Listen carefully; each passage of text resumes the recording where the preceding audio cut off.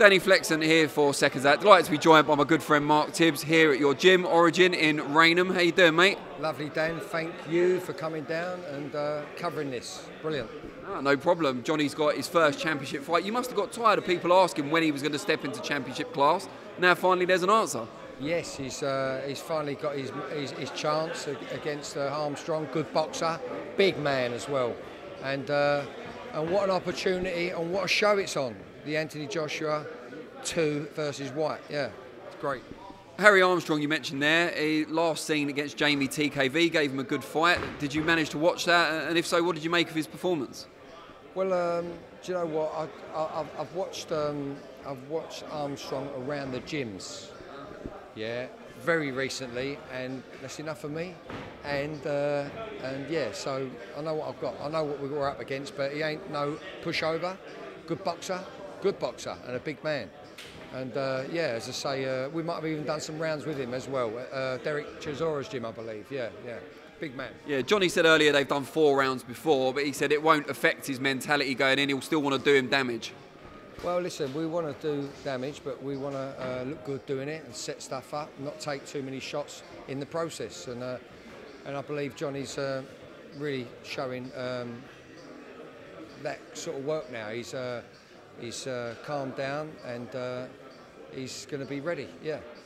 Would you like to see Johnny go the traditional route? He's obviously starting off with an area title, all being well, and then English, British and so on, or maybe, you know, a lot of fighters now go the continental route to get a ranking with a governing body. Well, the traditional route I think would suit Johnny, because he would learn his craft in the process in a nice fashion. You know what I'm saying? And I'll be honest with you, the domestic and the British is quite hard than the European. I've got to tell you. I think so too. Yeah, I think so. But yeah, so we'll see. We take one fight at a time. We won't look past Harry Armstrong and the southern area. We won't look past that. And Johnny sparred some of the best heavyweights in Britain already. We saw yesterday you guys went up to Loughborough. You got to reconnect with Richard Riakporhe, and Fraser Clark was there as well. How far away do you feel Johnny is from mixing in that sort of top domestic class? Yeah, well, listen, what happens is he's mixing with them guys in the gyms, which is good.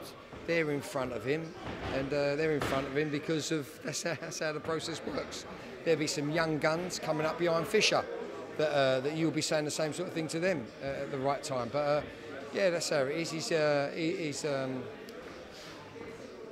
He gave a good account of himself against Clark yesterday, and it was good work. It was good work. Fraser Clark's a very, very lovely man, and we liked it yesterday. We enjoyed our work there. It was lovely for me to bump into Richard, and it was nice for me to be at Loughborough. I spent a lot of years there, and it was lovely. I was telling my dad yesterday. I went back to Loughborough University yesterday, and it was really, really nice for me just to.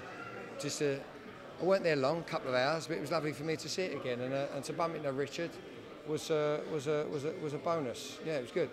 And you worked a lot in Loughborough with Dillian Whyte, of course. You guys parted ways just before Johnny Fisher started training here. I was asking Johnny about it earlier. Do you think Whyte still being here would have aided Johnny's development at all, having another top-level heavyweight in the gym? Yeah, that would have been helpful for Johnny, 100%. That's why we go around the gyms, and that's why Johnny's been to America to get seasoning. That word seasoning, it's like, you know, you put flavour in the pudding. You know what I mean? Not too much, not too little, just the right. Yeah, you got to do it right, otherwise you could come unstuck. but saying that, yes, there could be an opportunity for a couple of my boys to work with Whyte towards White's end of camp. So I'm weighing it up at the minute. We'll see. Yeah. That's one of the few top heavyweights Johnny hasn't sparred with in this country is Dillian Whyte. So that would be an interesting kind of gauge of where he's at. Yeah. Well, listen, I wouldn't want Johnny to go and have a fight with Dillian, and I wouldn't want Dillian to. Dillian's good to work with actually in sparring wise. I've seen Dillian press his sparring partners. But I know Dillian's a good guy as well, so we'll see where we're at. We're Friday tomorrow, isn't it? Friday tomorrow. We'll see where we're at on Friday. We'll weigh it up, probably lighten it up next week for Johnny Fisher, to tell the truth. So I probably would not want to take him away too far to spar with Dillian, if you know what I'm saying, because it's, you know, we need to start tapering down sooner rather than later. You know what I'm saying? And Dillian against AJ, the rematch is the main event of the show that Johnny's fighting Harry on. What do you make of that rematch? How much of a chance do you give Dillian? AJ's obviously the favourite. Yeah, you know, a couple of weeks ago I looked at it as a 50-50 because of where Anthony was, where I saw him last in his headspace, and now he was performing in his fights, and Dillian too.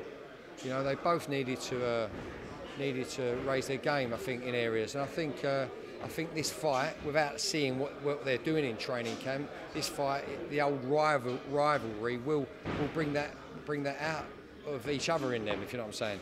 But I did watch Derek James's interviews last night. I watched bits and pieces of Anthony Joshua.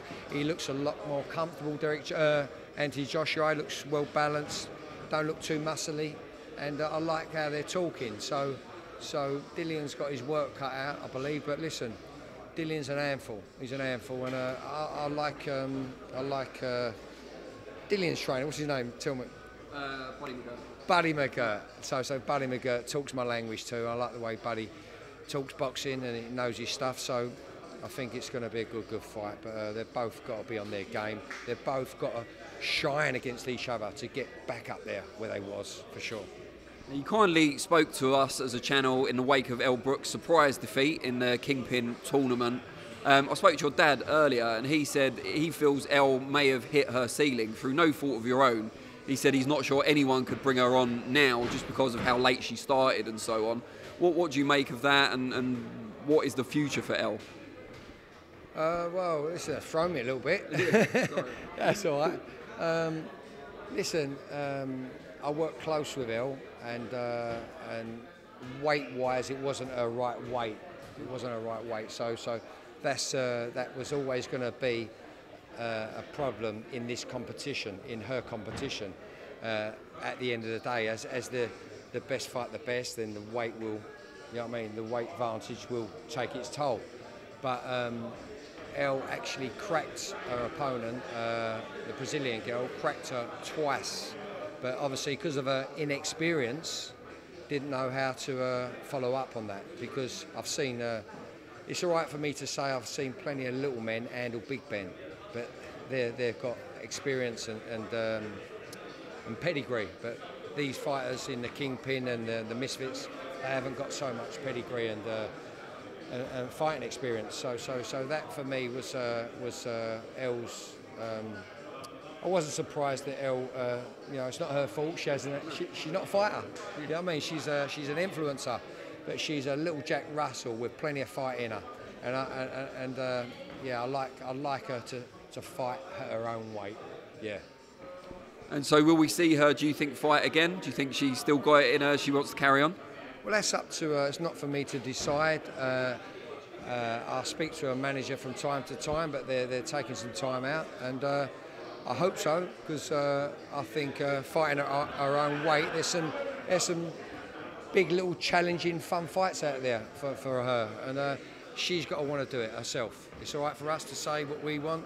So what does she want to do? And you've got Joel Martell here as well. Sorry? Joel Bartell. Bartell. Did I say Martell? Ian Martell, yeah. Joel Bartell here, of course. Tell us a bit about him and what you've seen in him that makes you want to work with his development. Joel Bartell is a box fighter. He's a great, cute counter puncher. Can punch with both hands. Middleweight, good liver, always in great nick. Lives a life, and a lovely human being. But when he fights, he's ferocious, and he's not the finished article. He's only 21, but he's mature. And myself and Richard Maynard, his manager, you know, as a team with Joel too, are picking some good fights for him to not to fast track him, to let the people in the boxing industry know that we don't want soft touches.